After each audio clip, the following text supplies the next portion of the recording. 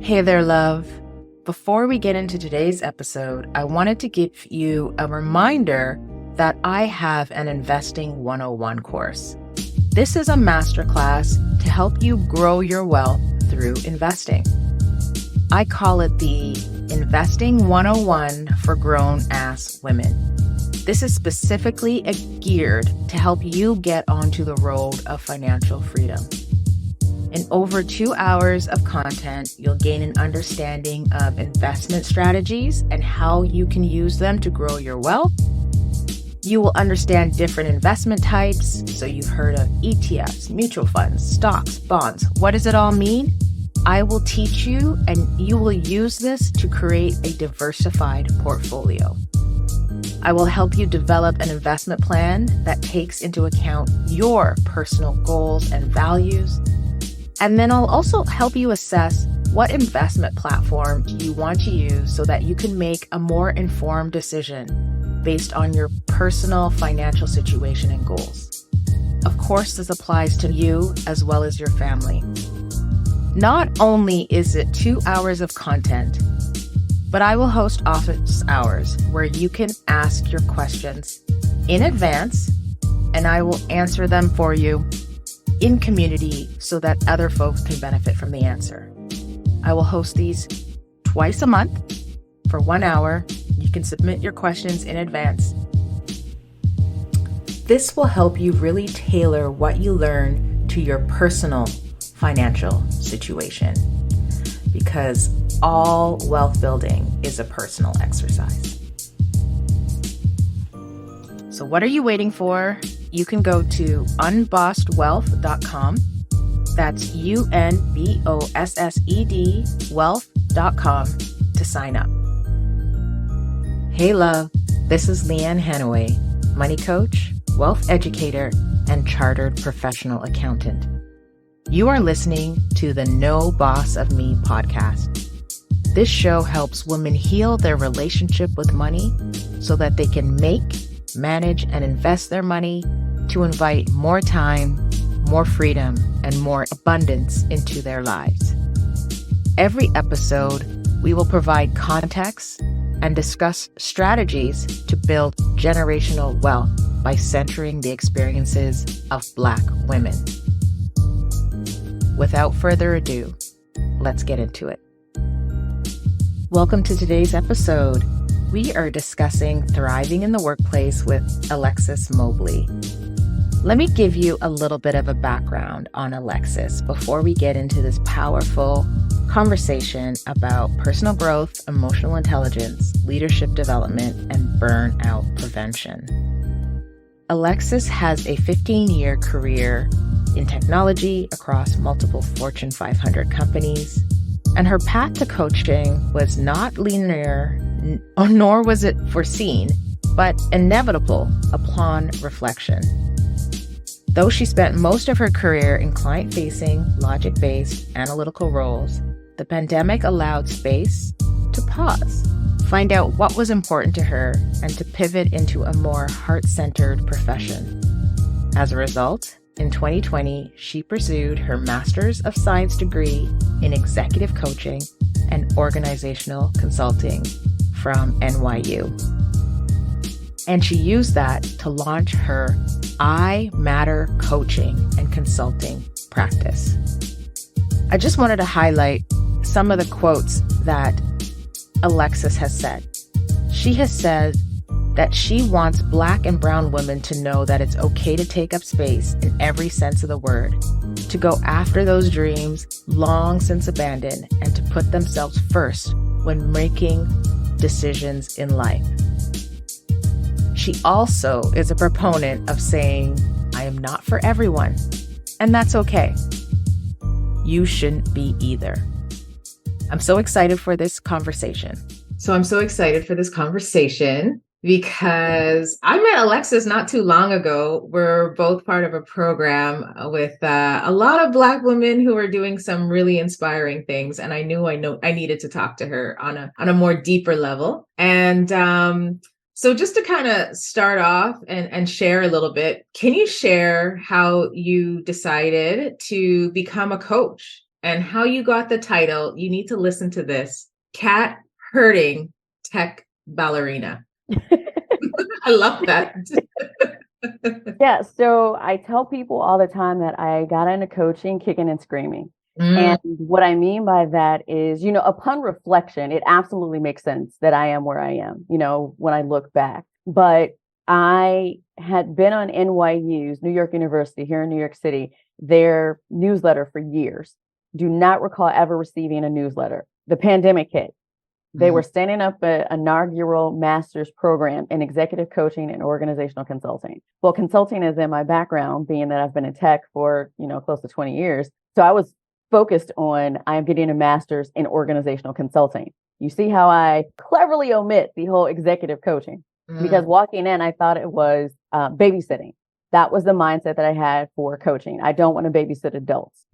And so fast forward, get into the program, working full time, school full time, an accelerated master's program. And I still don't hear them speaking anything about the organizational consulting component. They're focused on this coaching stuff. I'm like, what is happening? Finally have a conversation with a professor, a woman professor. She was like, Alexis, why are you like so resistant to the coaching? I said, well, number one, I don't want to babysit. I don't babysit adults. Number two, the way you all have been framing up coaching, it's what I've been pushing back against in tech, is that it appears as if you want me to show up within a model ascribed to rigid old white dudes. I'm like, that's not who I am. That's not my personality. So I don't want anything to do with that. And so what she said next completely blew my mind. She said, Alexis, well, yes, we teach you the framework. We teach you, about the ethical practices and safety of ensuring that your clients and yourself are safe. But who says that you need to show up that way with your clients? You can show up however you want with your clients. I said, what are you talking about, Willis? She said, you can show up the way you need to. If you need to inject your personality, your humor, if those are the components that make you a coach, then that's what you bring to bear. And when she said that, it was illuminating. It was actually kind of freeing. And then we got into practical, and I realized I like this stuff. Witnessing the transformation of people. Oh my gosh, I've been hooked since 2020. Yeah. It's really interesting that like your first inclination was this word coach and like what it meant. And it meant basically, one, I heard you say, babysitting, basically shepherding people who are kind of all willy-nilly. I don't know. I'm just putting that in there. No, that's correct. And then also doing it from a framework of modeling, getting them to model old white man behavior. Yes. And what I didn't appreciate was that with all things that I do, and this dovetails into your second question, with all things that I do, I put my Alexis stank on it. I like to tell people that I am the secret sauce, right? And so how I got the name Cat Herding Tech Ballerina, many people would ask me for years, well, what do you do? Like, I know you're in technology, but it's very difficult for people outside of technology to understand roles that are not technically focused. And because I sat at the intersection of technology between a client, an engineering team, and a product team, people were like, what is that? So I came up with a visual. I said, I am a cat herding tech ballerina. And people were like, well, what do you mean? I said, if you conceptualize the visual, if you think of a herd of cats, cats have their own personalities. They all want to go in the direction they want to go in. And as a program and project manager, the leader of these cats, responsible for haranguing them to move in the same direction, coming in under budget, at the deadline, while allowing them to feel as if they are moving in the direction that they want to, not the one that I want them to, as well as running interference when certain cats don't like to play nicely together. And so that's how I came up with the easiest descriptor to define and describe what my job responsibilities were. And it seems to resonate with a lot of people. Yeah, it's definitely intention grabbing. And like you said, like cat herding, is in there. I feel like the coaching is in there too, definitely. And that it's in tech, and it's with a finesse. It's with a ballerina-esque-ness, You have to be on your toes. Yeah, definitely have to be on your toes. Yeah. Yes. And to just one more thing to add, when you say the coaching, and that's why I say with reflection, I recognize that I've coached my entire career, because navigating those interpersonal relationships, navigating those difficult client conversations, navigating those experiences when the project did not go according to plan, we were out of scope or over budget. You have to have a certain level of emotional intelligence, a certain level of people skills in order to navigate the personality types so that people ultimately feel seen, heard, and valued, and that they get the sense that you are on their side. You truly want them to win while maintaining your boundaries to yourself, maintaining your integrity to yourself. So like I said, in reflection and hindsight, I've been coaching my entire career. Yeah. It seems like even though you weren't doing this directly, this was kind of what you were meant to be doing in, yes, right now. I absolutely agree.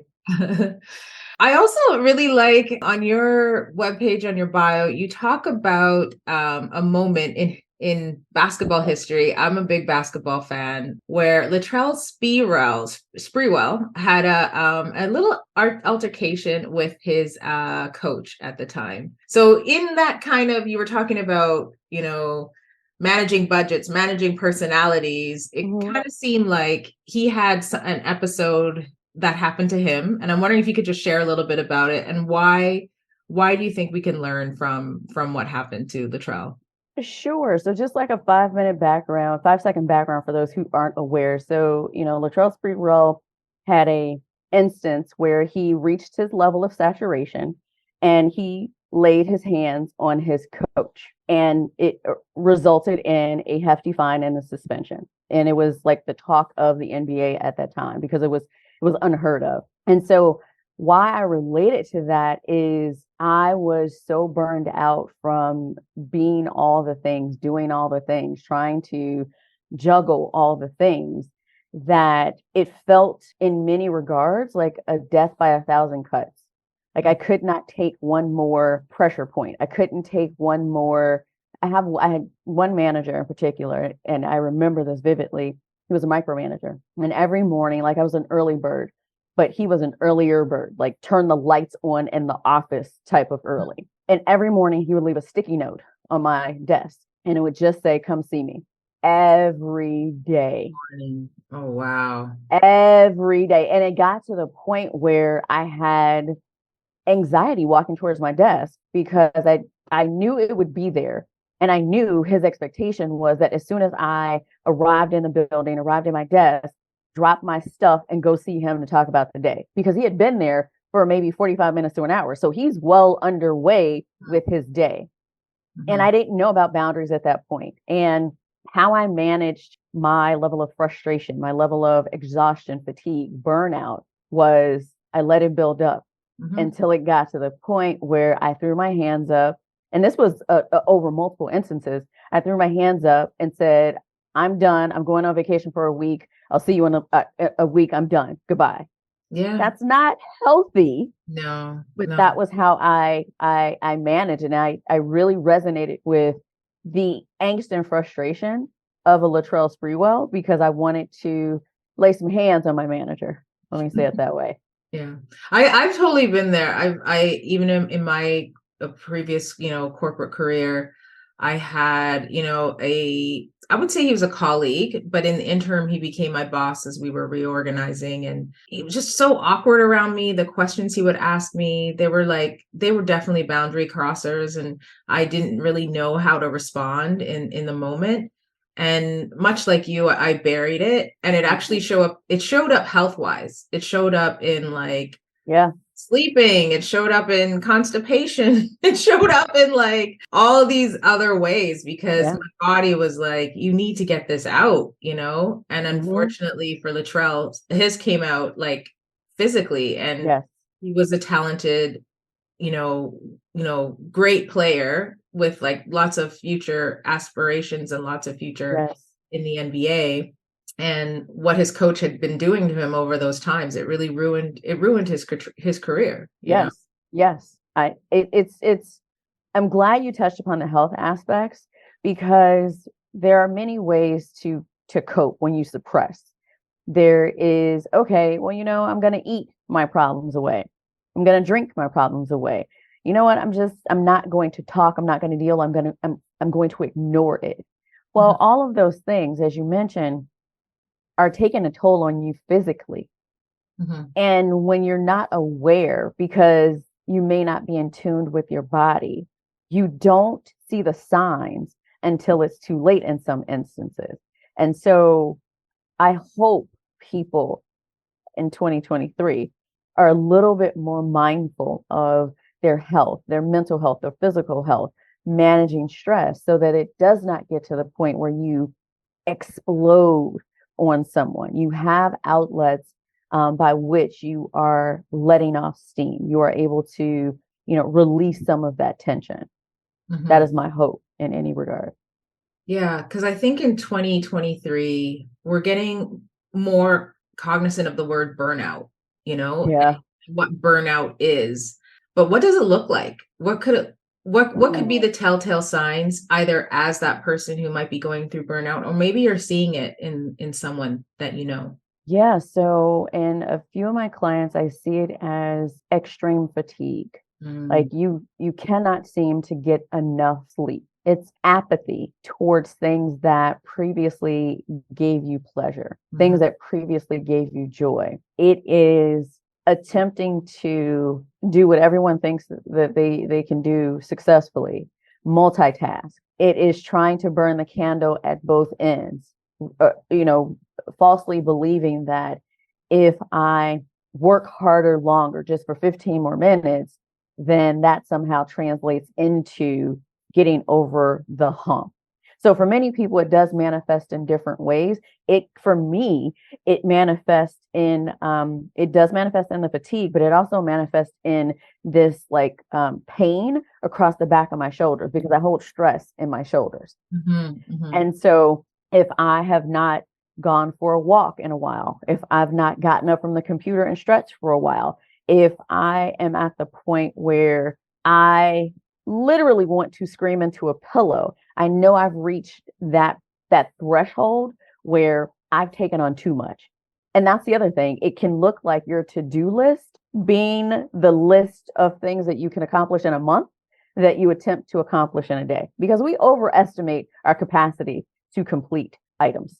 Because a lot of that is like, we want to show that we can do it, especially I think as Black women in some of these spaces, like we get roped into that, strong Black woman. We get lumped into that whole Black excellence narrative, working twice as hard to get half as much. And that's not sustainable. It was never meant to be sustainable. It was never meant, those badges were never really meant to like really further our development. No. I know for me in particular, burnout, it showed up. You talked about the sleep thing, like never getting enough sleep, even thinking like I would sleep all day Sunday and still like feel exhausted, right?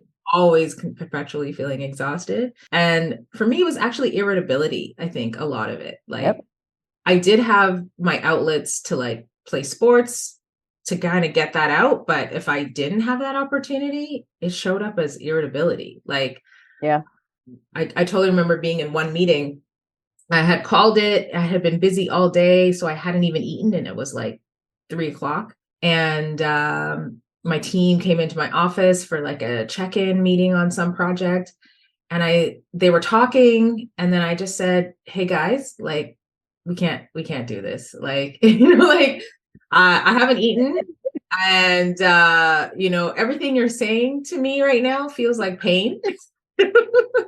So can we table this to another time? I'm really sorry, but like I think for the benefit of progress, like we can't have anything right now. I don't want to say anything or do anything that's gonna have not really representative of how I feel about you or this project. But I really sensed I had a lot of like irritability, like and anger, irritability, anger, even loss of appetite. If the way I explain it is like, if you notice that, for example, if normally you are a bubbly person Like you're pretty much go with the flow, okay, life, some hiccups, but for the most part, your personality has remained the same throughout your life.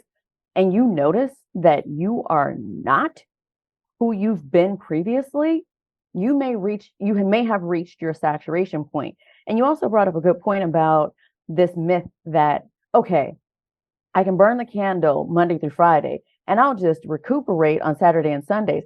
That's not how sleep works. And people are under the misconception that I can operate and exist on 2 hours of sleep during the week, but guess what? I'm going to make up for it by sleeping 12 hours Saturday and Sunday. Yeah, no, that is not how the body works. But we are conditioned into believing that based on the fact that for many, worth is tied to productivity.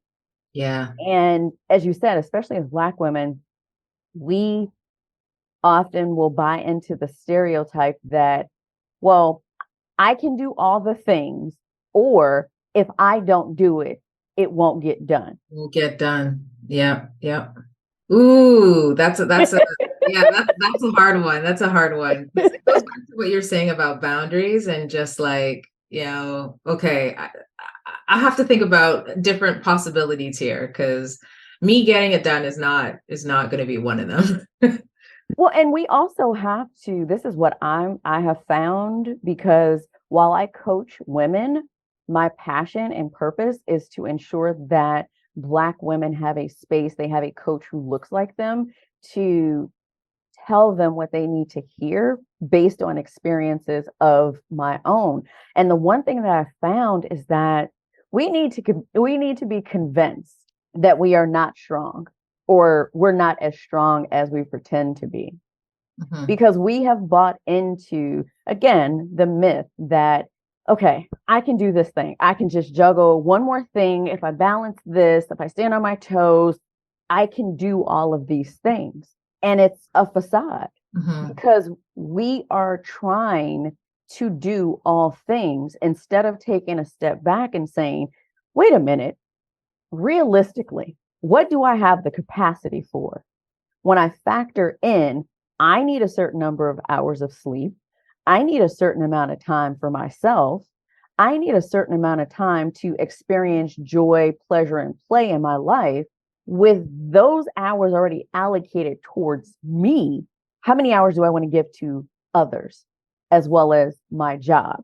But the challenge in a lot of instances is that I was having this conversation with a prospective client, and she was saying that it's very challenging because as a Black woman, she has to fight all the time. And I said, I understand that. I said, but when do you fight for yourself? I said, when have you been taught, programmed, indoctrinated into fighting for yourself? And she paused and she said, never. She's been taught to fight for others. Yeah. With herself not on her list at all. Mm-hmm. So we have to be convinced that we're not as strong as we think we are in order to move ourselves, not even to the head of our list, to our list. Yeah. Because I often, even I reflect upon myself. I think some of it sometimes stems from, even growing up in Caribbean households. I'm going to speak for what I have seen, my lived experience, where, your voice is kind of not, children should be seen and not heard.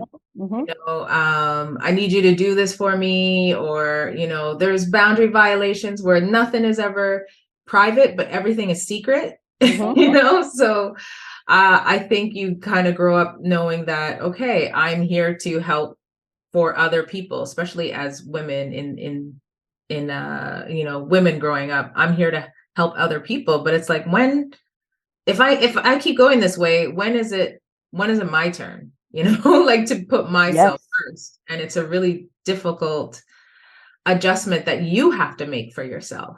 You have to be the one to say, no, I'm gonna do things differently. I'm gonna actually put myself first. And that doesn't mean that, what I'm doing, is disrespectful to you. It's that I need to respect myself, No, go ahead. No, go ahead. I was just going to say, it's interesting that you say that, because the one thing that I work with my clients on, and they are not happy about it at all. But, it has to be done. It's getting comfortable disappointing people. Because again, a lot of Black women have been conditioned into people pleasing, into proving that they are worthy of something in exchange for something else. What did we talk about before we started? That transactional relationship. Yep. And so when you get comfortable in the fact that your life decisions are inevitably going to disappoint someone, there's a level of freedom that comes with that, because you're not navigating life based on the sole expectation that someone will like your decisions, because you go in knowing there's going to be someone who doesn't like it. And I liken it to, there's a phrase in one Jill Scott song where she says, you could be the juiciest peach, and there's always going to be someone who does not like peaches. And so where's the nectarine? Right. So why are you trying to make yourself a nectarine when you are a peach? Go find and associate with people who like peaches. Yeah. And this leads back to I love this catchphrase. So if anyone's listening, you need to be following Alexis on LinkedIn. You speak about being bi-directional and beneficial when it comes to relationships, when it comes to, these types of transactions. Can you talk a little bit more about that? Yeah. So I grew up as an only child. I grew up around a lot of adults. And so I was that kid, as you mentioned earlier, who was in the corner, seen, not heard. Right. And so I spent a lot of time by myself, and I like my company. Well, what that means is I never had like a large tribe of friends growing up. So the people that are close to me are people who I have come to know, I've come to learn from, grow with, their family. And so when I see people who are wanting to make an attachment to you, to have proximity to you for the sole purpose of getting something out of it, I say, no, that does not work for me. Like, if you're in my sphere, whether that's personal or professional, that relationship must be bidirectional and beneficial. I must be giving something to you, and you must be giving something to me. And it's not this exchange that we say, hey, I am giving you X, you providing me with Y. No, it's just we forged and fostered a relationship whereby we mutually pour into one another. Those are the types of relationships that I foster. And so how that came about on LinkedIn is that I began to notice that people, and it's fine, however people use LinkedIn is how they use LinkedIn, but I know how I use LinkedIn. And so people were sending connection requests and saying, hey, you need to follow me because I want more of you. Yeah. Oh God. And the tagging you, and you're not the subject of the post. Like, right. I had to call someone who did that to me. The first time I was like, do not do that. And I probably even gave him the reasons why I thought you should not be doing that. And then the second time I was like, I told you to stop. And then that was it, Right. And he said, well, I'm just doing that because then, it'll be seen by more people. I was like, so you want to step on my back so that you could be seen by more people? And that's not bidirectional nor beneficial. And people, what I found is, like, I used to think my mom was, oh my gosh, I thought she was the most radical parent ever. But she's, at least as far as I know, she's always been very grounded in who she was. She would say things and mean it. There was no explanation. I said what I said because that's what I mean.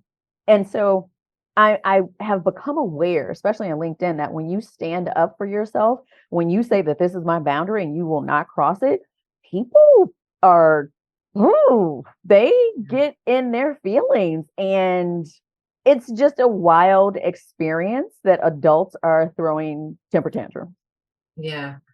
I think we need to be more like that. I've noticed in myself too, like instead of really clearly saying, no, or that's not going to work for me, or whatever is the most appropriate thing.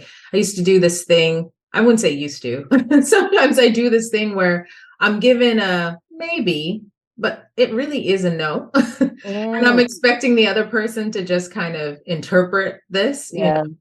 so that's definitely something that I'm working on. And I know it has roots in people pleasing.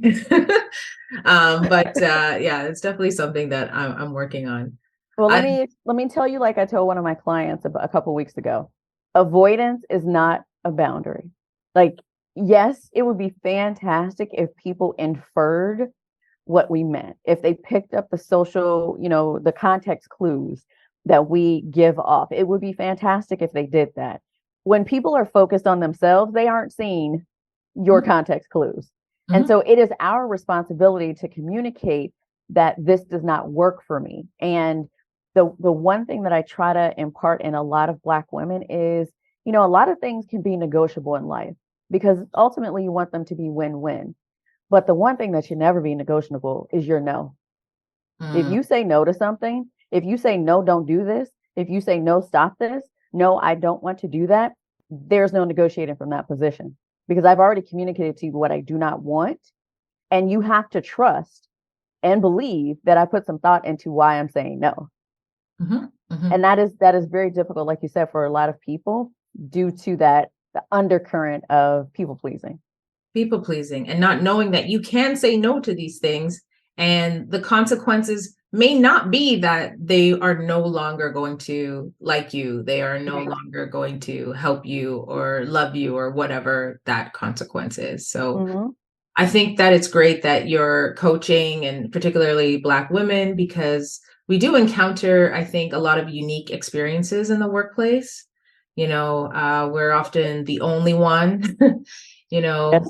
Microaggressions, even there's this whole narrative around hair and what is quote unquote professional. Yes. And sometimes like even amongst other women, whether they be Black, whether they be white or anything else, solidarity amongst women when, it sometimes is just not there, Can you just talk a little bit about how we can navigate these experiences if our goal is to actually climb a corporate ladder? I say, first of all, it's kind of like a 1 and a 1A.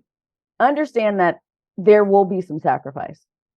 Like just going in, there's something that you will need to sacrifice in exchange for what you want.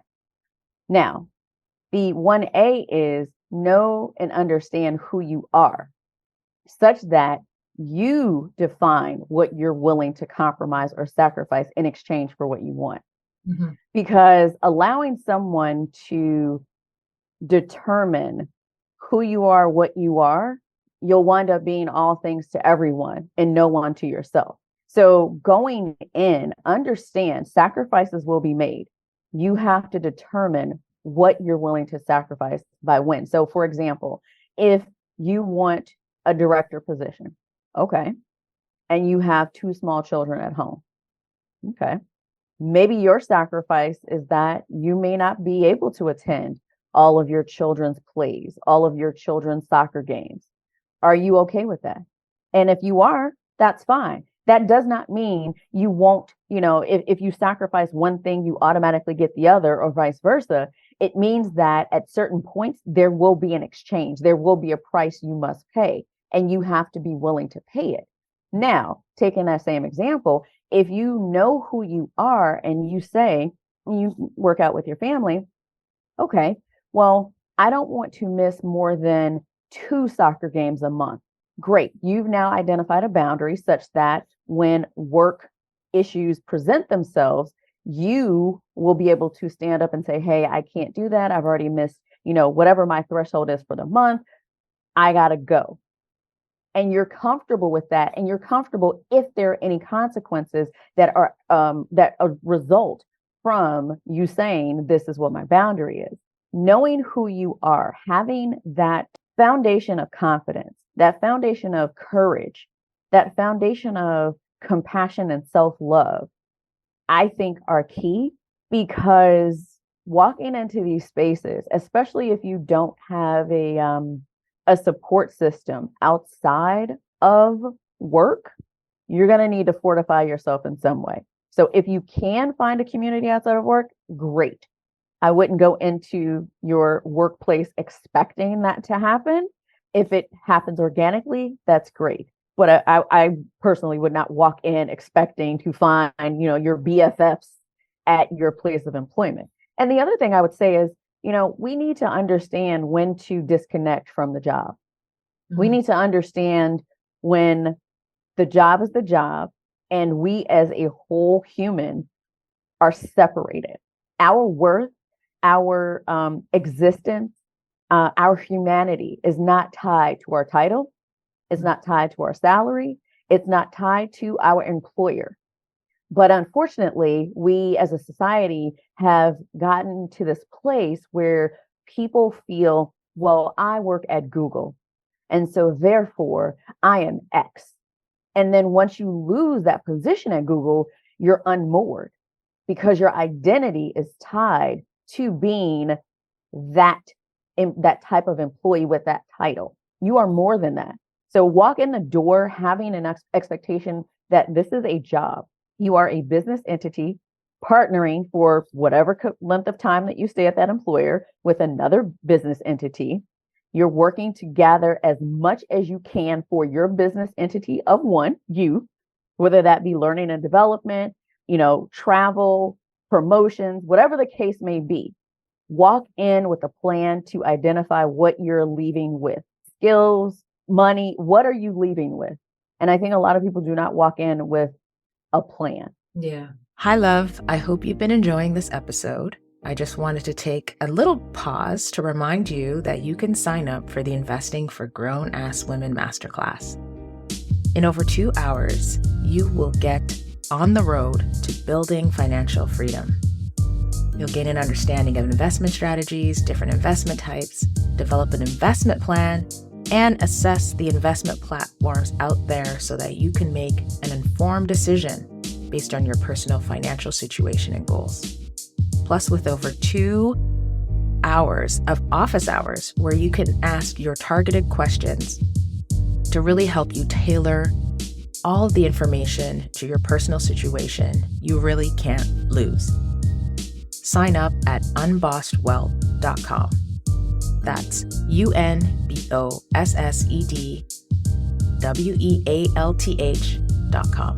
And I take your point around not necessarily thinking that you're going to find your BFF in the workplace, and cultivating those, bi-directional and beneficial relationships outside of work. And, it could still be on your professional development path, but really cultivating those relationships. And going back to burnout, I think if you start to notice those kind of relationships suffering, I think that could also be another indicator. Yeah, that's part of the sacrifice too. Like if you notice that those relationships are suffering, are you okay with that? But that does require, constant check-in with yourself. You need to be self-aware enough to recognize, well, wait a minute, I haven't talked to my actual BFF in a month. Am I okay with that? Mm-hmm. And if I'm not, then what action am I going to take to rectify? Yeah, exactly. And it's to be constantly aware of that, to knowing, that these things are happening, listening to your body, whatever you're doing around that, and identifying it. That's an area where you want to set a boundary and go about setting a boundary. So, yes. So would you describe, would you describe that being one of the major challenges for Black women to advance in the workplace and achieve their goals? Or what would be the major challenge in your view? I say it's twofold.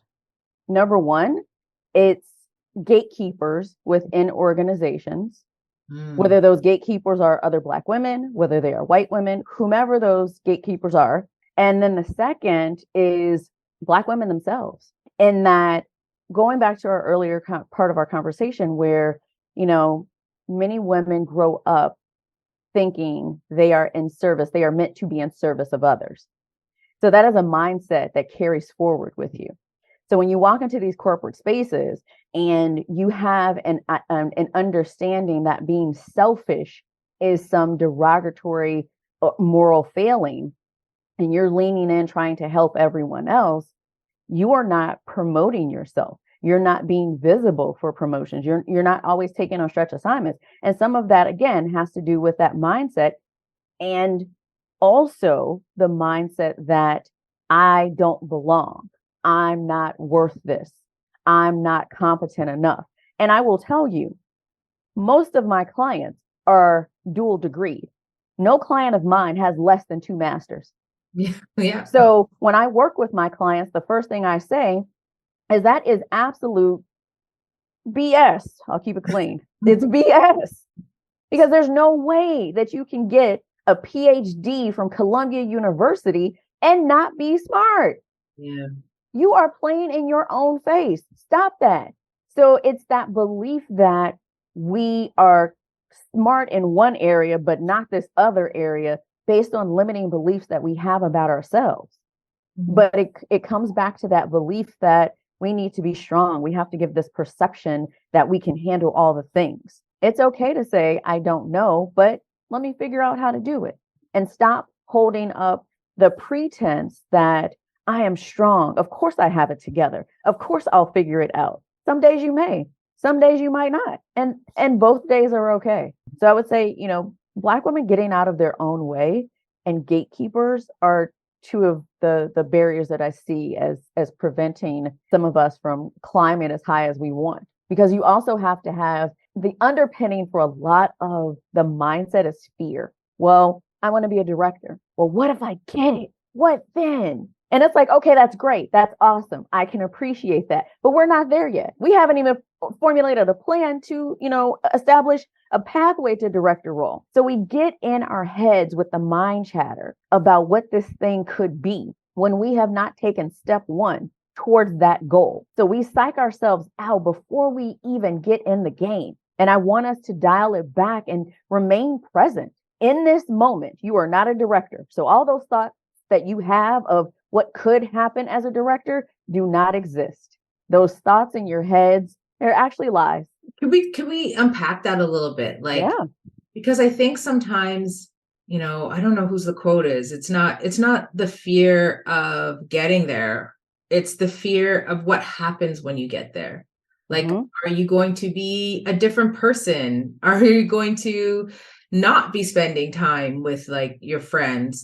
Do you have to have a whole other set of friends? I think sometimes that is also a fear of climbing the corporate ladder or being ambitious. How is it going to change you? I do think that's a legitimate fear, that it would be hard to want to progress without actually kind of taking a step back and thinking about how that might derail your pathway. So when I work with my clients, before we get to coaching, we go through what I call the values Thunderdome, meaning we get clear on what your values are. So at the end of that exercise, my clients will walk away with their top 3 values. And I think of values as your North Star. They're what you anchor towards when the seas are stormy. They guide you in the night when there is very, very little light. They are your anchors when all feels lost. So if, for example, you say, you know what, peace is my number 1 value. That is what I need to feel at home in my body, as I exist in the world. That's what I need. I need peace. However, we see that your actions, let's just take your actions on this fictional path towards directorship. Your actions and your interactions are less than peaceful. So at that point, we already recognize that there's a misalignment. There is the alignment towards, hey, this is this goal that I want. My actions are not aligned with what I say is important to me, AKA my value of peace. So tying it back to your question of, well, how am I going to be when I change into this new role, this director role? If you understand who you are, if you understand what your non-negotiables are, if you understand what your values are, and you are consistently checking in with yourself and checking whether something is in alignment or out of alignment for your path forward, you should not arrive at that director position with this brand new individual, this new person who you are unfamiliar with, because you are doing the work along the way to ensure that you remain aligned with who you are and who you want to be, who you say you are. Actions and words are aligned. Now, for some people, that's easier said than done, because for many people, money is their value. And that's okay. There are no judgments when it comes to values.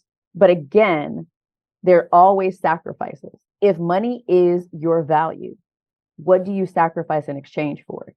Similarly, if peace is your value, but you know, I want this director role, and I know that I work with some folks who are a little unscrupulous.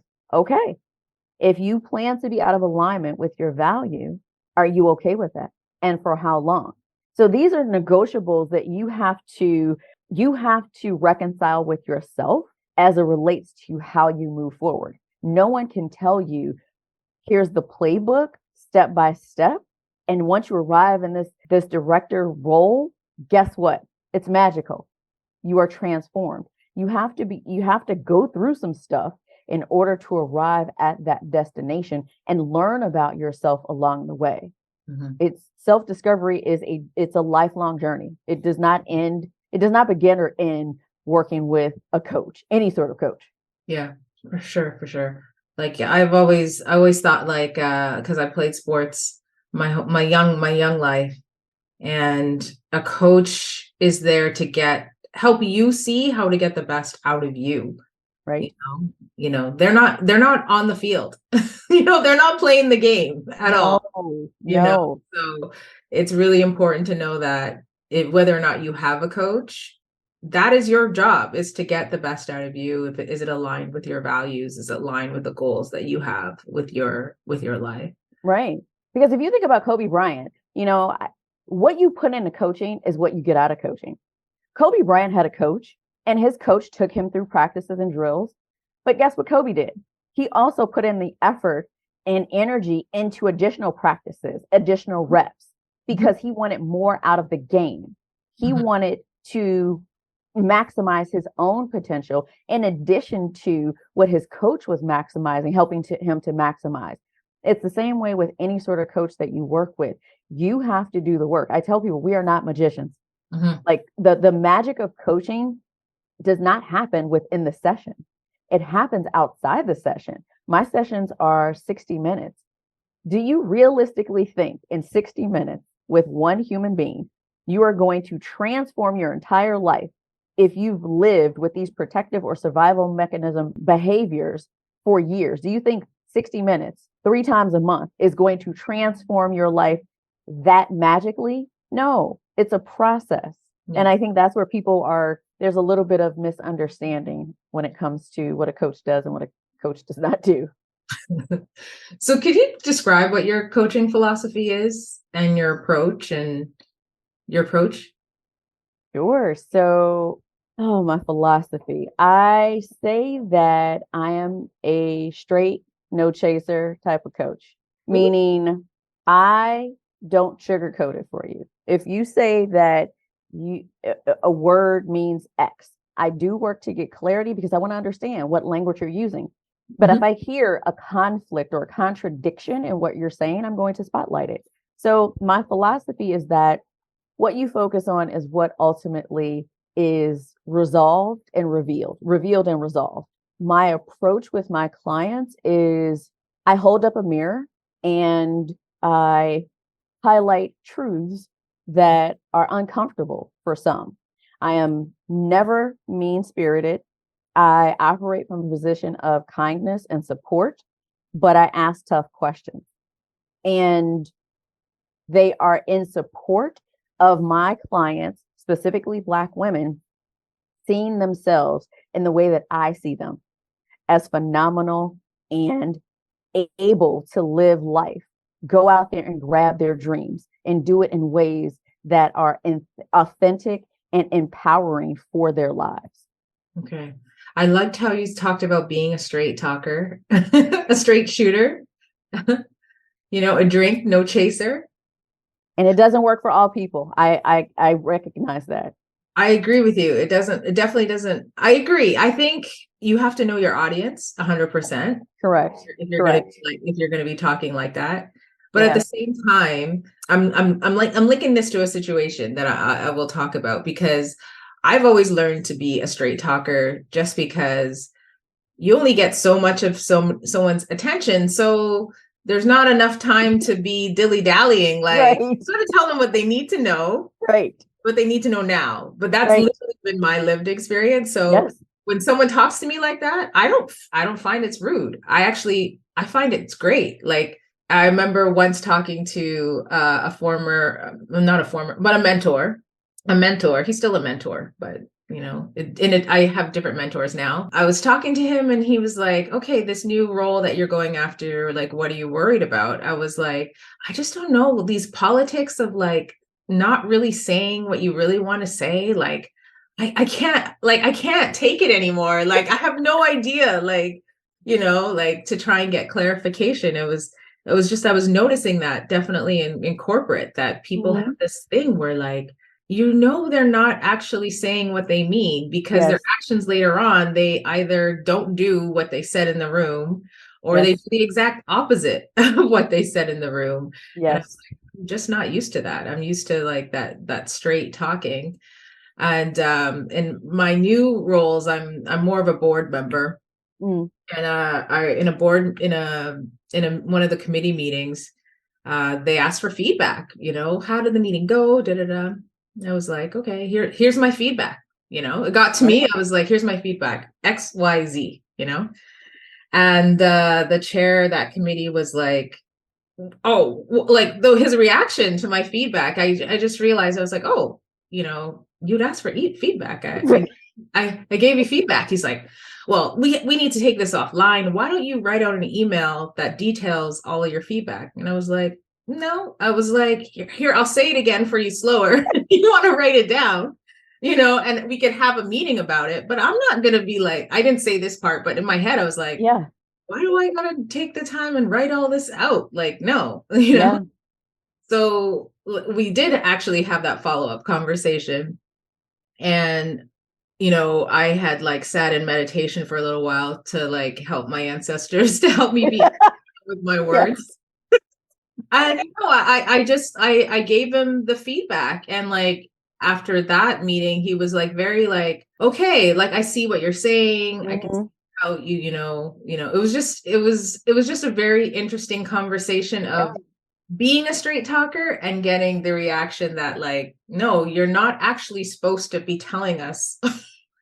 Which is it's such a disconnect when you don't operate that way, because you're trying to understand, well, what was the purpose of asking for feedback if you don't want feedback? Yeah, exactly. Yeah. I was just, okay. I was like, okay, well, it's not going to stop me from giving my feedback again. But, I think meetings like that, I've learned, what I'm taking away is like, just meditate beforehand, to like, for everything in your mouth to be taken with like in good regard. Well, I think, it's funny that you say that, because I'll ask people, hey, how are you doing? No, people will ask me, hey, how are you doing? And I always try to take a second to check in with myself to find out in that moment, how am I feeling?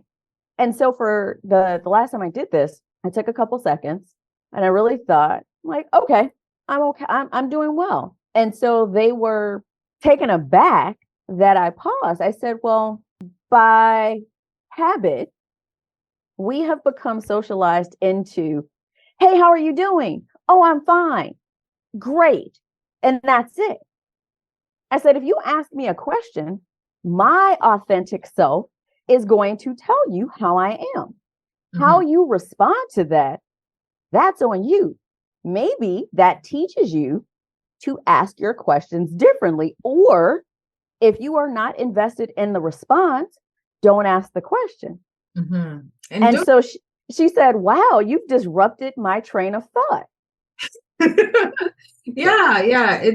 it's very interesting, because when someone does ask a question, you want to give them an answer. But if the question is how you're doing and you just want to keep moving on, it's like, that's not really polite. That's not really nice. Like I absolutely agree. I think going back to your point about like why a lot of people may not feel comfortable with questions, especially in the coaching relationship, is because for some people, the word lie is a very strong word. So I'm just going to say that, off the bat. When you lie to yourself for so long and you have someone who asks you a question that challenges those lies, you are uncomfortable because you're presented with something that is very comforting and comfortable to you. So you're trying to hold on to it. And in some instances, you're trying to prove that this lie you've told to yourself over the years is in fact a truth. Mm-hmm. And it's like, I don't have an investment in whether you lie to yourself or not. I'm simply trying to get clarity on whether that is true or not. If you say that you can't do something, and I'm asking you, is that true? Like, are you physically unable to do it? Or you've mentally checked yourself out and you have chosen not to do it because of the fear? I'm seeking clarity. Mm-hmm. And that makes people uncomfortable. Mm-hmm. Mm-hmm. But that's what coaching is. Coaching is not unicorns. It's not rainbows. It can be sometimes, but coaching is uncomfortable. And there's an emotional component. If you've not had an opportunity to sit and reflect on what you want, it can bring up a lot of emotions for people. Yeah. So I could see how like every executive, even not even at the level of executive, you need a coach, I know in some organizations, it's a requirement.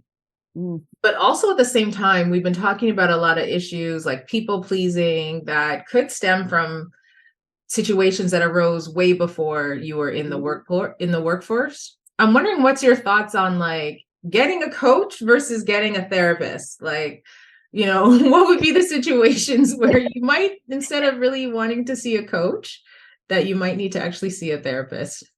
So 2 immediate thoughts. Number 1, I immediately think of the meme of the little girl. Why not both?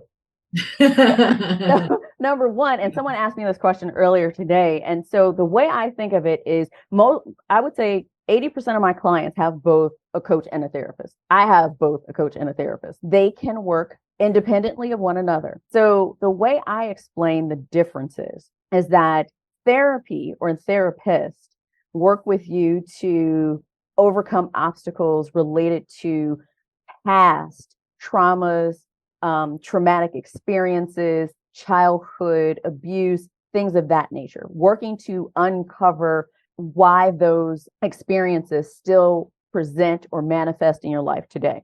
Coaches co-create what I call like a spaciousness for future forward goals. Now, there is some overlap. Let's just take the people pleasing as an example. As a coach, we don't necessarily get into the granular details of, hey, how did your mom and dad show up with you, to such that you arrive to become a people pleaser? What we do is we determine, okay, what aspects of people pleasing kept you safe as you developed and matured into an individual? Okay, so we now have the awareness that people pleasing is a protective measure. How do we dismantle it so that we move forward? What is underneath the people pleasing? Is it that you weren't heard?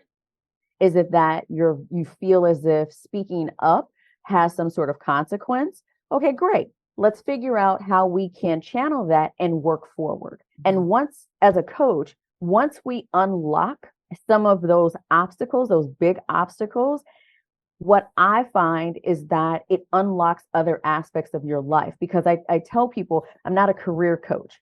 What I do is I help you look at all facets of your life so that if there are obstacles, because people feel that they can compartmentalize themselves, personal or professional, you can't, but that's a whole other conversation. But it helps you unlock those domains and facets of your life. Because if you have the confidence, the esteem, the belief that you are worth all of the things that life has to offer, that you are worthy of taking up as much space as the universe, you can go out and climb mountains, literally and figuratively.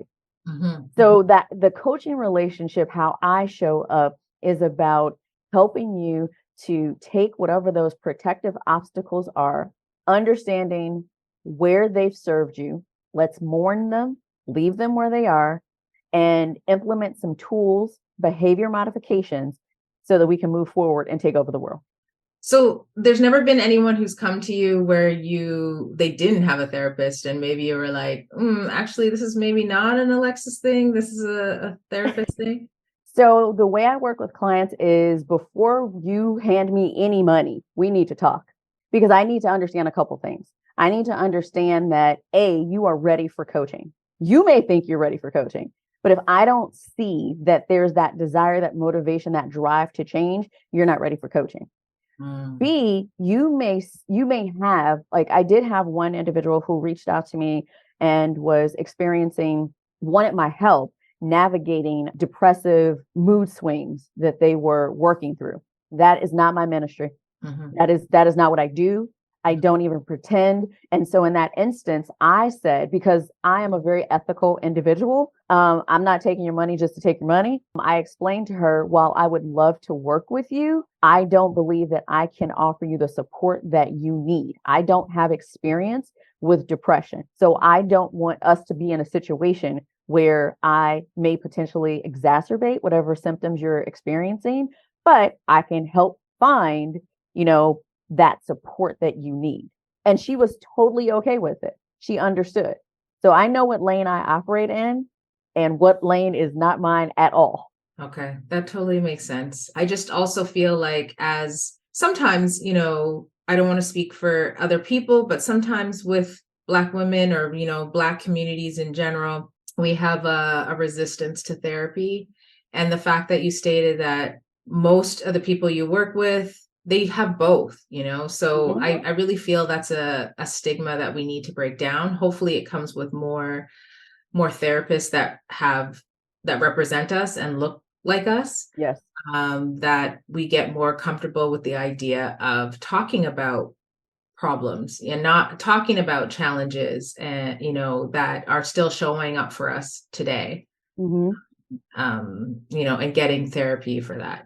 I have a therapist. I love my therapist. Although I love probably mine too. Because if I love her too much, then she can't be my therapist.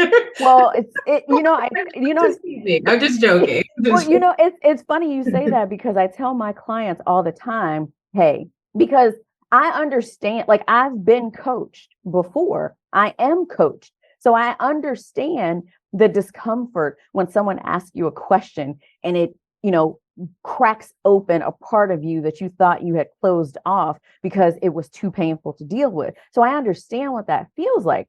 And so when I give my clients exercises and they are experiencing discomfort, I like to tell them, look, if you don't hate me at least once, 2, 3 times along this relationship, then I'm not digging deep enough. I'm not helping move the needle, because coaching is not about us sitting on a Zoom or, whatever, keying for 60 minutes. Yeah. You are paying me for results. You Yeah. are paying me such that at the beginning of our time together, you feel X way.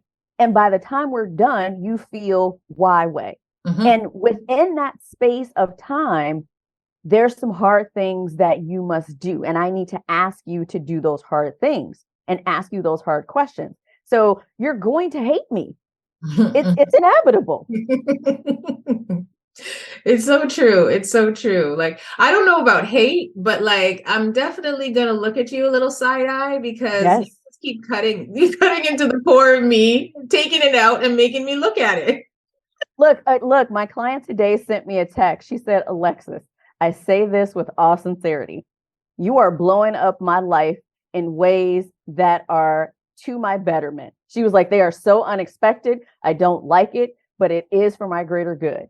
Aw, thank you. It's so good. It's so good. I love what I do. I think of everything that we've been talking about. There's a role to mindfulness, and understanding emotions. Yeah. Can you expand on how that plays a role, mindfulness and, emotional intelligence, or, being aware Yeah. of emotions in leadership and leadership and in coaching? Yeah. So I think a lot of people have the misconception that mindfulness is you're woo woo woo sitting on a pillow for 90 minutes and not moving. And there is not space for many people to appreciate that mindfulness, as well as meditation, takes different forms. And so at the highest level, mindfulness is about being mindful, AKA being present to the moment. And so what that means is our mind chatter, our thought, I call them squirrels. I say that we have squirrels living in our head. That mind chatter can get so far down the road of what could be. How do I do this? What happens? Who do I become when I arrive in this director role? Your thoughts have played out this entire scenario that is not rooted in reality. The only reality we have is the present moment. But we distract ourselves so much from what's in the present because it feels more comfortable, as crazy as it sounds, to live in that future state that doesn't exist instead of the current state where we have to navigate those emotions. So emotional intelligence, it depends on the person that you speak to, but I think it's having the awareness that you have emotions. And for Black women, that is very difficult to acknowledge, that you have emotions, you feel pain, you feel sadness, you feel loneliness. And being able to say that out loud without the attachment of shame, without the fear of judgment, the recrimination of someone perceiving you to be a certain way. That's a whole other conversation. We place too much value on what other people think of us. But emotional intelligence to me goes hand in hand with self-awareness. Who are you? Who do you want to be? How do you want to show up? Regardless of what society says you should, be, do, how you should show up. What do those definitions mean for you? How do you want to convey emotion? How do you want emotion conveyed to you? How do you want it expressed to you? But a lot of times when you're not in the moment, focused on feeling instead of distracting when you feel uncomfortable, feeling instead of picking up your phone when you're angry, feeling instead of going for my old favorite, a glass of wine, sitting in that, excuse my French, sitting in that shit Yeah. and experiencing it and letting it and having the awareness that being human is experiencing emotions. We are not robots. This plays back into that I'm strong. I can compartmentalize my personal from my professional. My emotions have no place in these things. That's not how humans operate. And so as a leader, especially if you're a leader, if you want to be a leader of people, you need to understand that how you lead and how you work are different from the people you lead. I advise, anyone who wants to lead people, talk less, listen more, understand your people, invest in your people. The how I showed up as a manager, a director, a leader was based on all of the crap that I navigated with horrible leaders. And I promised myself I would never do that. But it also was why I was resistant to being a leader for so long, because I'm like, I didn't want to do that. We need to see possibility models. We really do. I think I cut you off there though. No, I was just going to say, but having the capacity to feel emotion and allowing others to express their emotions, especially as a leader, will ultimately, in my experience, will win you more points with your team than anything else. If you can find a way to make your team feel seen, heard, and valued, they will be loyal to you. Yeah. It goes back to that quote. People might not remember what you said. People might not remember what you did, but they'll always remember how you made them feel. Absolutely. And I definitely think as Black women, this is something that I worked on early in like my therapy journey was that there are more emotions than happy, sad, and angry. And like Yes. to understand what they are and to help identify them.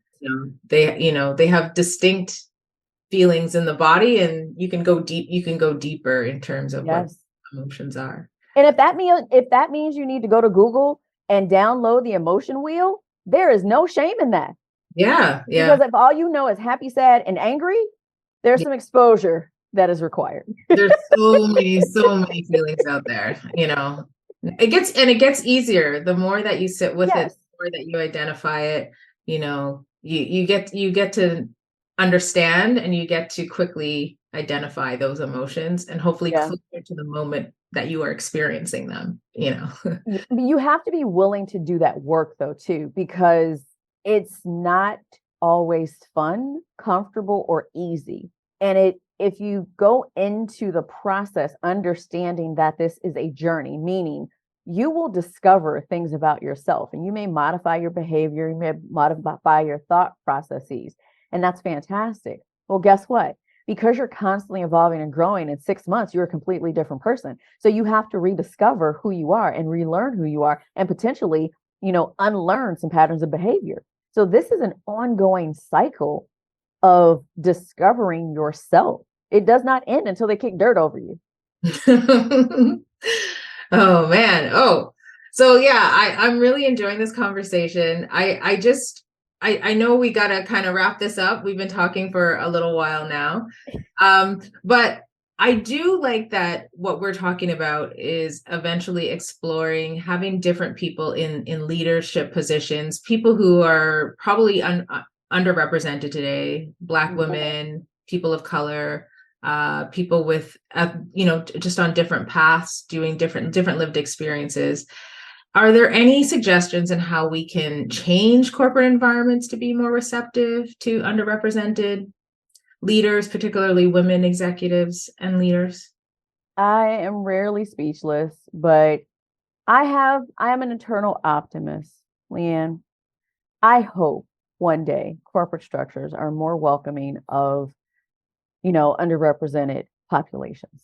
I don't have an answer of what makes them more welcoming of differing groups, because the trend right now does not feel as if it's leaning in that direction. It really, and I can only speak for technology specifically, where it started off as, the group of nerds who were not planning to do any harm.